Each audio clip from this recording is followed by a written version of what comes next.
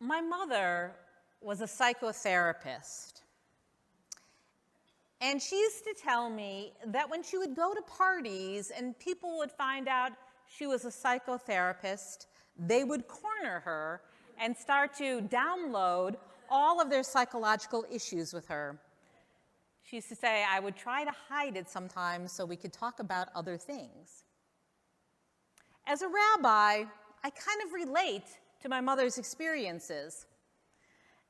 People tend to find out I'm a rabbi and say all of their issues with God and religion. Sometimes there's a complaint about a rabbi or two. And then they like to confess the reason they're not a member of a synagogue. They had some sort of unpleasant encounter with somebody at synagogue. Maybe somebody was unfriendly at services, horrors, or nasty at a meeting. And then the complaint is followed by this comment. A synagogue, they say, should be a place where people are nice and considerate, right? It's hypocritical to have nasty people in the synagogue. To which I reply, have you ever been to Beth Emmet? Only nice, considerate, patient, loving people are members here, really, and at all times they behave that way. All right, what I really say is, synagogues are filled with all sorts of people, just like every other institution.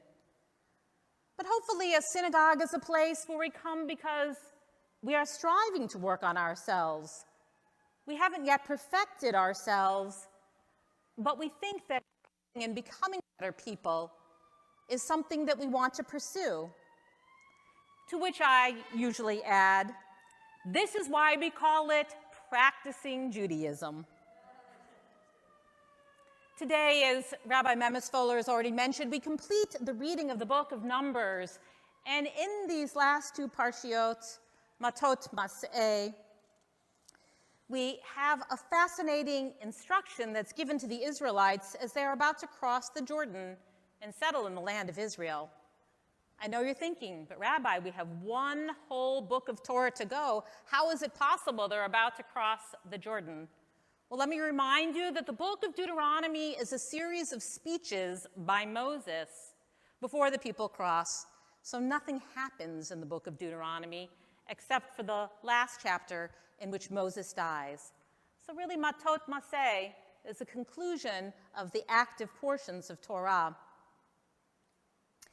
In these Torah portions, the Israelites are told that they are to designate cities of refuge, arei miklat they are called.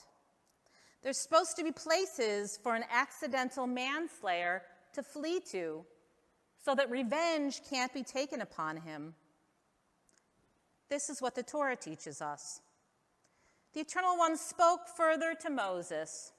Speak to the Israelite people and say to them, when you cross the Jordan into the land of Canaan, you shall provide yourselves with places to serve as cities of refuge to which a killer who has slain a person unintentionally may flee.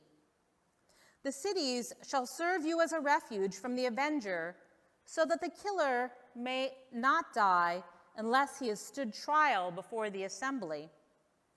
The towns that you thus assign shall be 6 cities of refuge in all.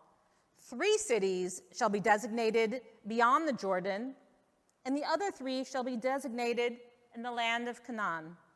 They shall serve as arei miklat, cities of refuge.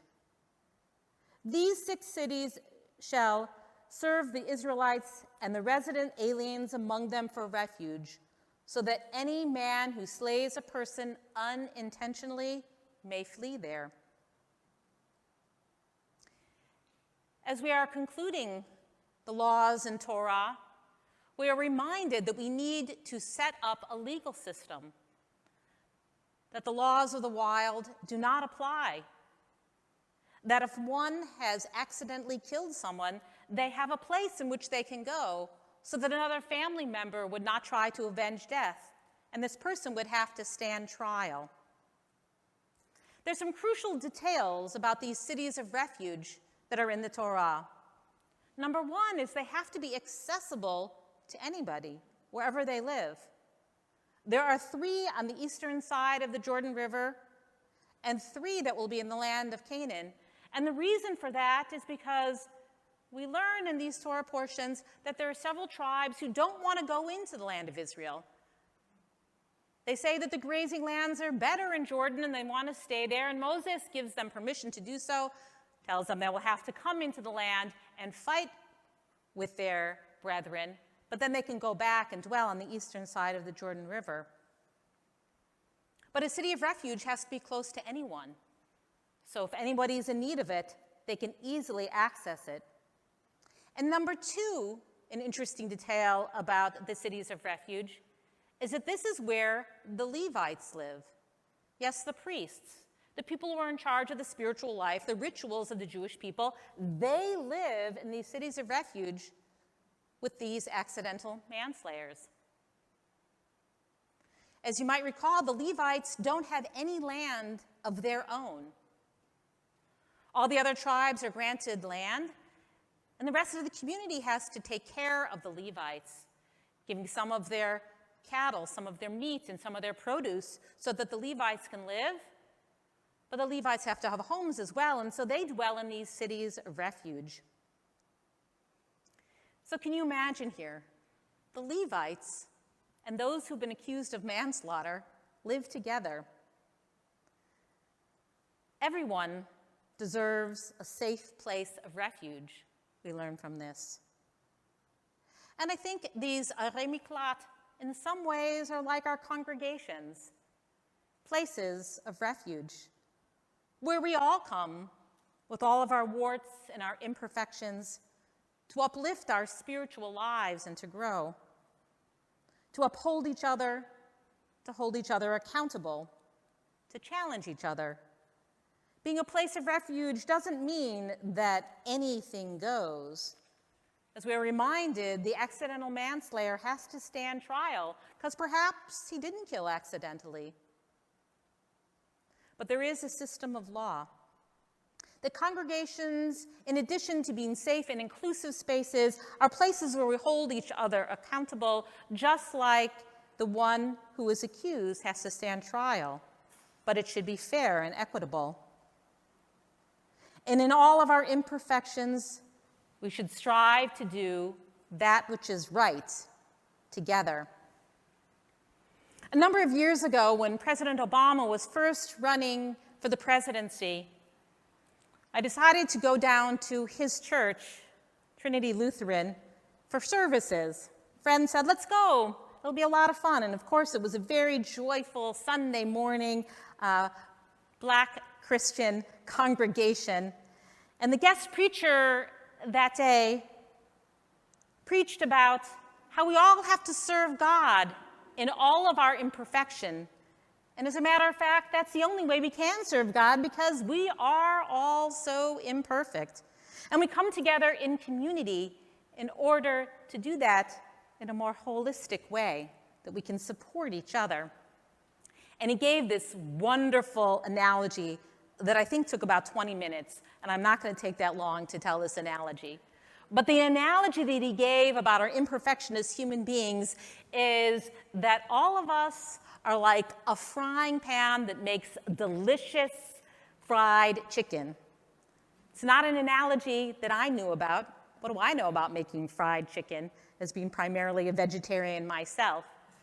But the audience really understood this analogy, and he was telling about how you make a fried chicken, and he was getting the whole congregation going, and told the story about how he had learned to make fried chicken from his mother, and then he tried to make it at home and followed every step just exactly with just the right chicken and all of the spices and the oil heated up to the right temperature.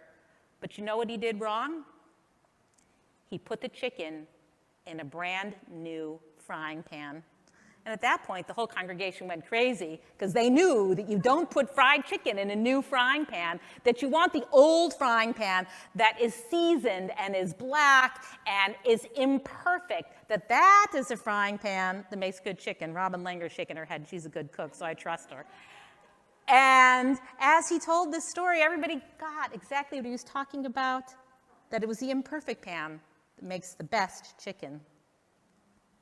Our mistakes and our imperfections are not something that we give into or give up on, but they're something that we need to understand about all of us.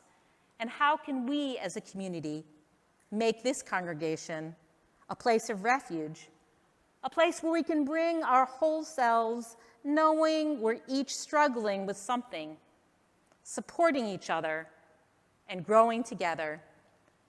As we say when we conclude a book of Torah as we are doing today, Chazak, Chazak, Benit Chazek, may we be strong, and may we strengthen one another. Amen.